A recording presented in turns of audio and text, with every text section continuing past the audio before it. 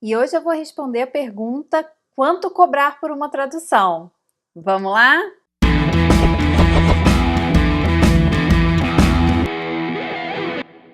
Oi, gente, bem-vindos de volta. Meu nome é Nathalie Guerart e esse aqui é o Natividade, nosso canal para falar de tradução, livros, mercado editorial e outras coisas mais. Gente, antes de começar, eu quero pedir desculpas para vocês pelo atraso aí nos vídeos. É que eu tô trabalhando aí com os prazos aí meio enlouquecedores e acabou que eu não tive tempo para preparar roteiro e gravar o vídeo para vocês.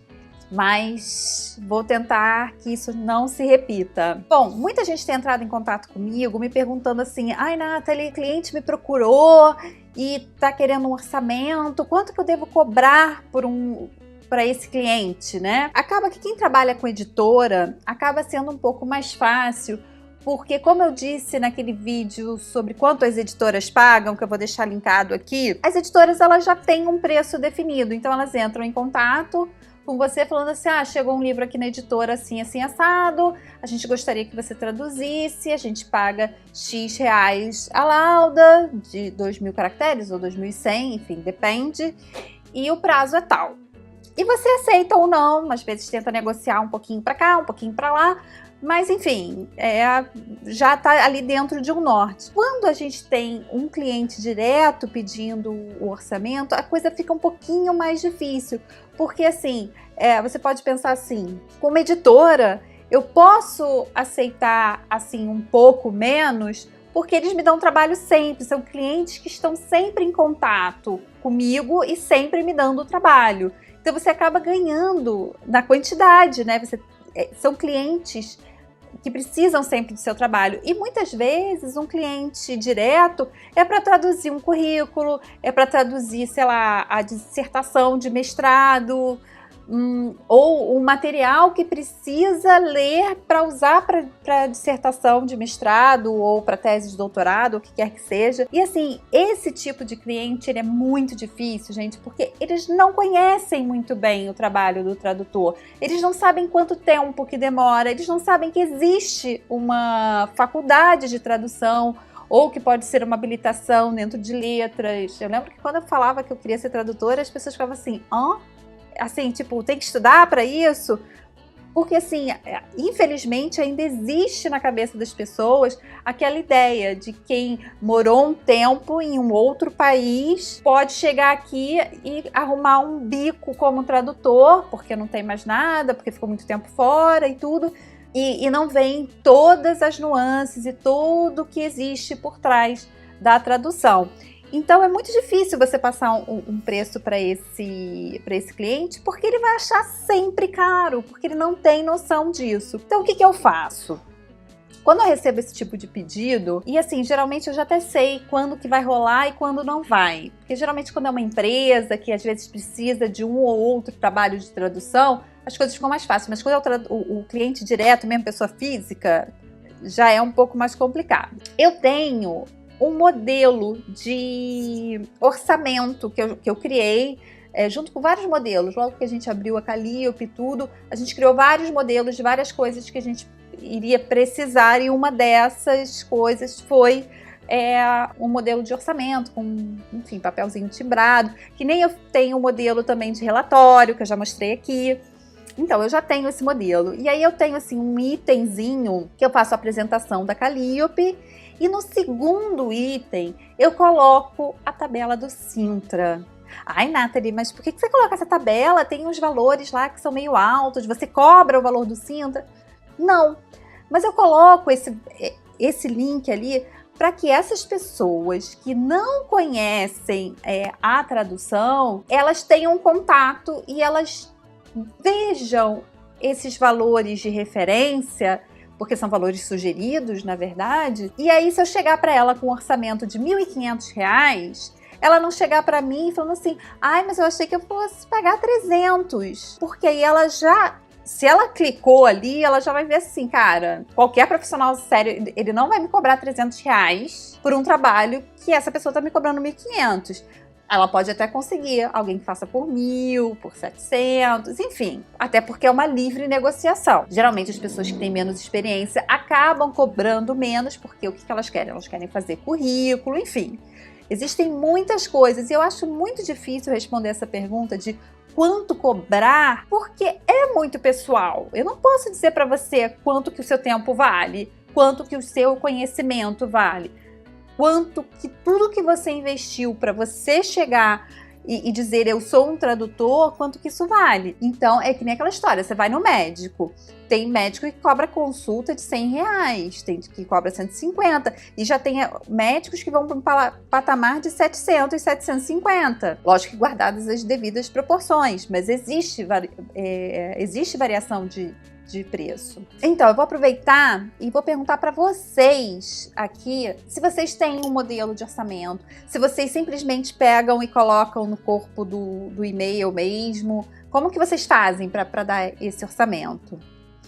Mas voltando aqui para o meu modelo. Então, eu já falei que eu tenho uma apresentaçãozinha da Calliope e coloco lá a tabela do Cinta. Aí logo depois eu coloco o nome do arquivo que essa pessoa me mandou, porque aliás, gente, isso é muito importante para o cliente direto. Pedir um orçamento para você, pede para mandar o material. Por exemplo, se a pessoa fala assim, porque eu ainda estou terminando a minha tese, eu falo assim, então quando você terminar você me manda. Por quê? As pessoas não têm noção do trabalho que é a tradução, aí de repente vão começar a mudar o texto lá do início, aí você já começou a fazer a tradução, e aí? E aí nem tem a ideia de ver o que marcou, sabe? Então eu deixo bem claro, eu falo assim, olha, eu só faço orçamento se eu ver o material. Até porque a pessoa também às vezes não tem noção de que versão é diferente de tradução. Aliás, eles nem sabem o que é versão. Você fala assim, mas é versão ou tradução? Geralmente as pessoas não entendem. Aí você tem que perguntar assim, o texto original está em inglês e é para passar para o português? Ou o texto está em português e é para passar para o inglês, né? Então, essas sutilezas de quem não está acostumado a contratar trabalho de tradução são importantes. Então, eu coloco lá o nome do arquivo e a quantidade de palavras. E dou o valor lá por palavra e o valor final.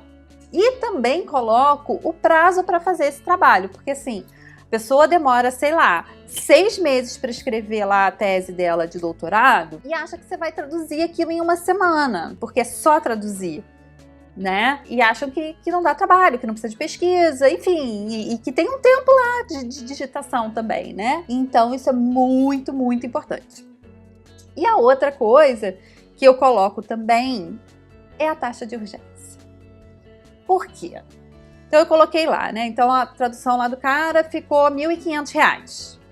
E aí eu coloco assim, para realizar esse trabalho serão necessários 2 dias úteis. É importante vocês colocarem que é útil, porque assim, o pessoal acha que a gente tem que trabalhar sábado, domingo também. E aí eu coloco no outro item, taxa de urgência. E aí essa taxa, gente, vai depender se vocês estão afim ou não de fazer o trabalho. Então, por exemplo, se é um final de semana que você está afim de relaxar, que você já vem aí de um monte de trabalho e tal, você pode chegar e falar assim, olha, eu cobro 100% de taxa de urgência. Ou você pode colocar assim, não, eu cobro 50%, 80%, 30%. Isso aí é pessoal, né? Você vai estar usando o teu tempo de descanso para poder cumprir aquele prazo. E isso tem um preço. E o que muitas vezes acontece é que tem os clientes que já falam que o trabalho é urgente. Assim, não, tô precisando disso para ontem e tal, não. Então eu coloco o preço normal e depois eu coloco a taxa de urgência. E aí, miraculosamente, ele não tem mais urgência, ele pode esperar os 2 dias úteis, que pra gente é o ideal, porque você tem um tempo de fazer o trabalho com calma, com a cabeça tranquila, enfim. Isso tudo vocês têm que considerar na hora de fazer o orçamento e na hora de definir o preço de vocês. E uma outra coisa que eu acho muito importante também é vocês saberem o mínimo que vocês estariam dispostos a ganhar. Isso vai muito para o iniciante ou para quem não trabalha com tradução direto, que pega trabalhos eventuais de tradução dentro da área que atuam. Por exemplo, se você é médico, se você é músico, se você é, sei lá, roteirista, sei lá, se você foi convidado para traduzir um texto porque você fala inglês e você é de uma área específica de conhecimento, você também tem que levar isso em conta. Então, por exemplo, digamos que eu seja, sei lá, que a pessoa seja uma psicóloga e ela recebe lá uma proposta para traduzir um determinado texto de psicologia, de repente até para uma editora mesmo, não precisa ser só o cliente direto. A pessoa tem que saber mais ou menos o quanto que ela ganharia lá fazendo as consultas e quanto tempo que ela vai dedicar para aquilo, porque ela vai deixar de atender os clientes em determinados momentos para poder produzir o texto. Então isso tudo tem que ser levado em conta. Então outro dia um amigo muito querido me perguntou: Nathalie, quanto que eu cobro? Eu tô meio sem saber e tal. E aí o que eu falei para ele? Eu falei assim: olha, tá aqui a tabela do Sintra, isso aí são valores de referência. Quando ele viu, ele ficou apavorado, ele falou assim: nossa, eu já sei que essa pessoa não vai me pagar. Eu acho que era uma coisa, sei lá, que ia dar pelo preço do Sintra, acho que uns 12 mil reais, alguma coisa assim. E aí eu perguntei pra ele, eu falei assim: cara, mas quanto que você acha que vai valer a pena pra você pra pegar esse trabalho? Qual é o mínimo para valer a pena para você financeiramente? Porque você vai estar deixando de fazer uma série de coisas que você faz no seu dia a dia para poder pegar esse trabalho. Então, por mais que você acredite nesse projeto, qual é o mínimo que você aceitaria para depois você não ficar com ódio desse trabalho, com ódio do seu amigo e, de repente, até começar a pensar assim: ele tá pagando pouco, então eu vou fazer de qualquer maneira. Porque, assim, isso é uma coisa muito importante, gente, para todo mundo. Não importa que se você esteja ganhando 15 ou 30. A partir do momento que você aceitou o trabalho, você como profissional aceitou o preço que você negociou com o cliente, você pediu 30, o teu cliente ofereceu 15, vocês fecharam por 20, sei lá, alguma coisa assim. Você tem que fazer o trabalho como se você estivesse ganhando o máximo que você já ganhou do seu cliente que te paga melhor, porque é o seu nome. Você não foi obrigado a aceitar, você aceitou pelo motivo que for, porque você estava sem nenhum trabalho e tem que pagar suas contas, você aceitou porque você acredita no projeto, porque você quer muito fazer, você aceitou porque é um amigão seu de infância, não importa o motivo. Se você aceitou, você tem que fazer o seu melhor. Sempre, eu acredito muito nisso. E por isso, justamente por isso, que eu comecei a pensar em qual seria o valor mínimo que eu aceitaria. Sabe por quê? Eu tenho a maior dificuldade de dizer não. Principalmente não para trabalho. Isso foi um erro que eu cometi na minha carreira. Porque as pessoas sempre chegavam para mim com um problema e eu sempre achava que eu tinha que ser a solução, ou que eu tinha que dar a solução. Então, mesmo que eu não tivesse nada a ver com aquilo, que não teria nada a ver com o meu trabalho, eu pegava aquilo e falava assim: não, isso aqui você faz assim, assado, deixa que eu faço, eu posso fazer. E, às vezes, quando você está trabalhando numa empresa, acaba que isso vira uma obrigação. Você faz uma vez, você faz outra, e depois as pessoas nem param mais para pensar na hora de te pedir. Mas, enfim, vamos voltar aqui para o preço. Então, justamente por isso que eu comecei a falar assim: não, o meu preço mínimo é esse, por menos do que isso, para mim, não vale a pena. Porque você tem que pensar o seguinte: se você pegar um trabalho que te paga, sei lá, vamos botar 15 reais a lauda, e você tem clientes que te pagam 30, ou mais do que 30, você tem que pensar o seguinte: poxa, estou sem trabalho agora, mas se amanhã o meu cliente que me paga 30 entrar em contato comigo e eu estiver fazendo esse que está me pagando 15, eu tenho que continuar com o de 15. O que eu vou fazer? Eu vou trabalhar mais mais tempo para poder pegar esse? Como que eu vou dividir meu tempo? Eu tenho como? Então, assim, essas coisas todas vocês têm que pensar. Se for um trabalho muito, muito grande, você tem que pensar assim: nossa, eu vou ficar tanto tempo com esse projeto que eu vou ter que negar outros, talvez de clientes que sempre me procurem. Enfim, tudo isso você tem que levar em conta. Para finalizar, eu termino o meu orçamento com um item que se chama forma de pagamento. E quando é para cliente direto, principalmente quando é para o primeiro trabalho, eu defino que é 50% no aceite do orçamento e 50% na entrega do trabalho. Eu gosto de fazer isso, primeiro porque, e sempre mediante a emissão da nota fiscal. Por que eu gosto de fazer isso? Porque quando o cliente ele aceita e ele já faz um depósito, ele tá ciente, ele aceitou o teu preço, no final ele não vai pedir desconto, ele não vai chorar e tudo, e assim, não foi só um aceite lá no e-mail, pode começar. Ele teve que fazer uma ação mesmo de depositar um sinal, então ele aceitou esse valor. Isso para mim sempre foi muito importante. Eu, graças a Deus, nunca recebi calote de cliente, graças a Deus, mas eu já suei uma vez, logo no início da minha carreira, de odontologia, gente, tá me lembrando agora, que eu suei muito pra pessoa me pagar, mas pagou, graças a Deus.